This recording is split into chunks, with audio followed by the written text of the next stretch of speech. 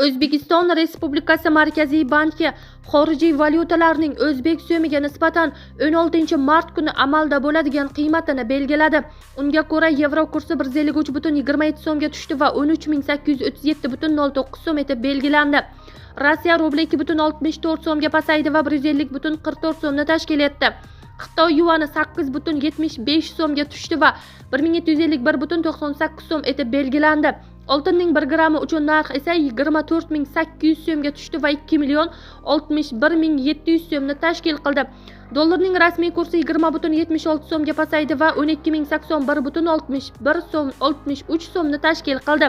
TradingView ma'lumotiga ko'ra, 13-mart kuni Toshkent vaqti bilan 16:00 holatida Bitcoin kursi 24.375.066 so'mga oshgan va 876.283.254 so'm etib belgilangan.